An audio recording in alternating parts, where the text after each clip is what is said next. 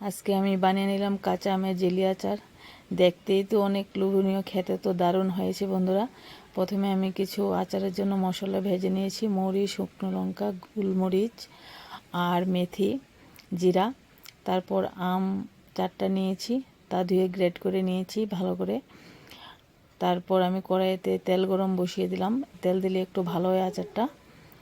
তারপর আমি আমগুলি এর মধ্যে দিয়ে দিলাম।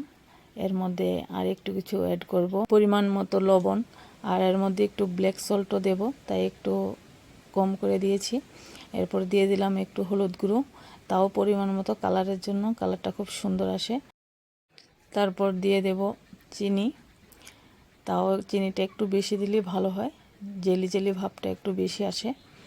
আর আমার ঘরে মিষ্টি আচার খেতে একটু বেশি ভালোবাসে, তবে আমি মিষ্টি আচার খেতে ভালোবাসি না, তাই অল্প করেই বানাচ্ছি বন্ধুরা।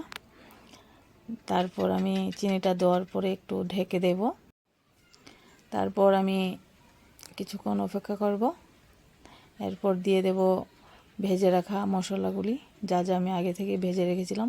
তার মধ্যে দিয়ে দেব একটু চিলি ফ্লেক্স, তাও আমার ঘরে বানানো।